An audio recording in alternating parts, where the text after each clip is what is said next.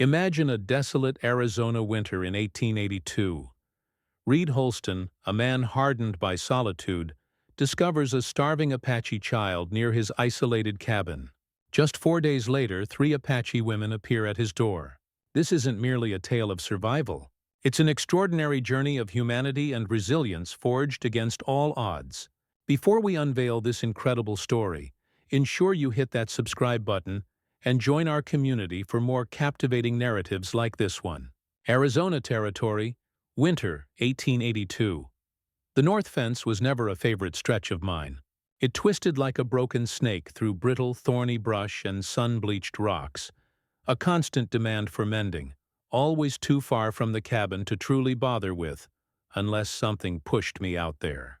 A snapped post, a stray animal, or the creeping, insistent feeling that something just wasn't right. That morning, it was the last one.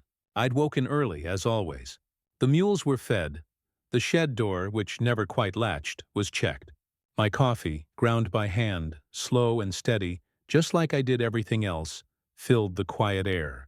My cabin, a rough-hewn timber box, with a single stovepipe and a roof patched with bark and a prayer, had stood silent through the long night. No visitors, no sounds but the wind's low moan. Yet something had picked at me, a persistent pull in my gut. I tried to shake it off, to dismiss it as nothing more than a trick of the early morning chill. It didn't work. So, I rode northeast, the wind a cruel blade cutting clean through my heavy coat, leaving the back of my hands raw and stinging. The plains stretched wide and open, the kind of land that could hide nothing, except when it did. Years ago, I'd learned to look not for what was there, but for what wasn't. The sudden absence of movement, a shape that simply didn't belong. That's what eventually caught my eye. At first glance, it was just a low mound in the dirt, slumped near the base of a fence post where the wire had curled loose. It might have been a discarded sack, or perhaps the half-eaten carcass of a coyote, dragged by buzzards and slowly buried by wind-blown grit. But it wasn't. I reined in the mule, dismounted slowly, my boots crunching on the cold, hard soil. My approach was cautious, one hand instinctively hovering near my holster, though a deeper instinct, the one in my gut, already told me this was no danger. This was something far worse. It was a child, a small boy, Apache by the look of him, no more than 5 or 6 years old, curled into himself as if trying to vanish. His bare feet were visible, the skin purple with cold. His ribs pressed starkly against his skin, a testament to starvation. One cheek lay pressed against the unforgiving ground, his lips dry and cracked. His hands were tiny, the fingers stiff and beginning to lose their natural color. He wore a thin buckskin shirt torn along one sleeve. No coat, no blanket. The fine ash from a long-dead campfire had blown over him, mixing with his dark hair. I crouched, letting out a slow breath through my nose. My eyes swept the horizon. No tracks, no distant plume of smoke, no movement in any direction, just that boy, dying slow and alone. I hesitated, not from a lack of care but from years of solitude. Taking someone in out here wasn't a small thing, not with winter just beginning to sink its teeth into the land. The last person I'd held in my arms had been my wife, 6 years earlier, dying in a bed that smelled of sickness and pine oil. Since then, it had just been me, the mules, and the cattle. That had been by choice. This, however, was not. I pulled off my heavy canvas coat, thick and wool-lined, the only thing that had truly kept me warm through the last bitter winter, and wrapped it carefully around the boy. I didn't speak. He couldn't have heard me anyway, not in that state. I slid my arms beneath him, lifting him gently, and felt just how light he was, almost weightless, nothing more than bones and skin. As I turned back toward the mule, the wind picked up again, hitting my chest, making me squint. My gaze swept across the empty plains one last time, hoping to spot someone, anyone. But there was nothing. "All right then," I muttered under my breath, more to myself than to the boy cradled in my arm. I rode back to the cabin. The boy held close, the reins loose in my other hand. Each hoofbeat pounded a little more clarity into my chest. This wasn't temporary. This wasn't a quick handout. This was my responsibility now. The ride took a full 20 minutes. I didn't rush.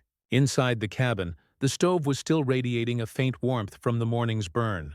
I fed the fire with dry cedar, then cleared the small cot near it. I laid the boy down gently, my coat still wrapped around him, and felt the deep chill slowly, almost imperceptibly, leave his small skin. I fetched water, heated it, and with a soft cloth, I washed his hands. I noticed the cuts, the dirt ground deep into his fingernails, and the purple bruises along his upper arms. I didn't ask what had happened. He couldn't have answered anyway. I made a thin broth, diluted beans with fat, salt, and water, letting it cool in a tin cup. I knelt down, lifted his head slightly, and pressed the edge of the cup to his dry lips. He swallowed. Once. That was enough for now. I stayed there beside him for a long while, kneeling on the cabin floor, my knees aching, one hand resting lightly on his shoulder. Not out of comfort, but to remind myself that this was real, that someone else was breathing in my home again. Someone else mattered. I didn't sleep that night. I sat in a chair by the stove, watching the boy's small chest rise and fall beneath the furs, listening to the relentless wind hammer against the cabin walls. There was no plan, no easy explanation, just the undeniable fact that something deep inside me refused to let that child die out there alone, even if I didn't know what came next. The boy didn't speak that first day, nor the next. I didn't press him. I didn't try to coax a name, a word, or a story from him. He ate what I offered, drank when prompted, and slept more than anything else. When he was awake, his eyes followed me, never fully trusting, but never afraid either. Just watching. I fixed the busted hinge on the door, split more firewood, rechecked the fence line, and fed the cattle. I moved through my routine with the same quiet discipline I always had, but now there was an extra plate on the table, and I cooked more than one portion at a time. It didn't take much thought. I just did it. That's how I'd lived since the war. Do the next thing, then the next. Don't think past tomorrow. By the third evening, the boy could stand on his own, barefoot near the stove, holding the tin cup I handed him with both small hands. His legs were still unsteady. I noticed him glance at the door more than once, a quick, almost imperceptible movement, as if he were waiting for someone. I set my coffee down and leaned forward in my chair. "Someone coming for you?" I asked plainly, my voice rough from disuse. The boy didn't answer. His fingers simply curled tighter around the cup. I didn't ask again, but that question, "Is someone coming for you?" lodged itself firmly in the back of my mind as the fire crackled low. The next morning the answer came. It was just past dawn, before the sun had even crested the ridgeline. I had stepped outside to fetch kindling when the mule snorted sharply and backed away from the fence, its eyes wide with unease. I followed the mule's gaze. There, in the pale gray light, stood 3 figures on foot. Women. Apache, close enough now that their breaths plumed visibly in the cold air. They didn't move, didn't wave, just stood on a slight rise above the cabin, the gentle breeze tugging softly at their long skirts and braided hair. I felt my gut tighten. I glanced back toward the cabin where the boy still slept, then turned fully to face them. They were worn. That was the first thing I noticed. Not just tired, but deeply worn down. Their moccasins were caked with dust and crusted mud. Their dresses, long deerskin, stitched with beadwork and shell, were torn at the seams and hung loose in places. One carried a wrapped bundle strapped across her back. Another had what looked like an old hunting knife tied to her belt with a bit of tattered cloth. Their cheeks were sunburned raw, their arms thin and sinewy. The one in front, clearly the eldest, stepped forward alone. She had a strong body, curved and wide at the hips, with a chest full and lifted beneath the loosened laces of a torn bodice. Her dress had been mended in places with crude leather patches, but the front still gaped open enough to reveal the top of her breasts, rising and falling with each steady breath. Her eyes didn't waver from mine. Her voice, when it came, was low and even, utterly devoid of anger or threat. "You have our son," she said. Just fact. My jaw clenched. My mind worked quickly. The boy had said nothing, but the signs were all there. This woman, this mother, had been searching for days, probably maybe longer. I looked past her to the other 2 women. One was younger, with loose dark hair and eyes that scanned the cabin and the trees beyond with a fierce alertness.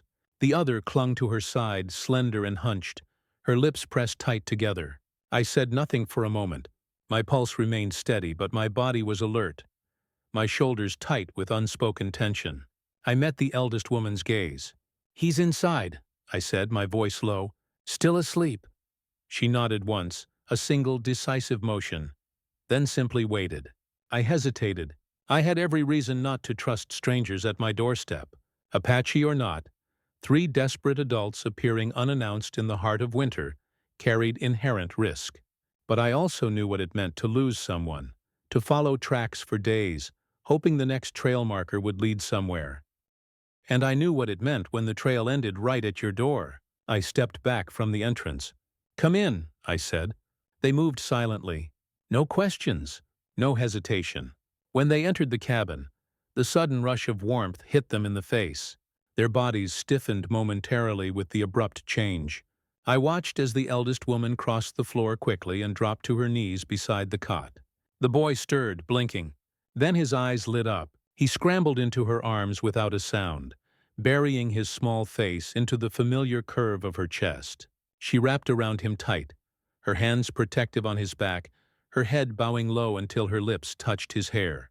The other 2 women remained in the shadows near the wall, watching with wide, wary eyes, but not approaching. The boy didn't cry. Neither did she. They just held on. I poured water into a tin cup and slid it across the table.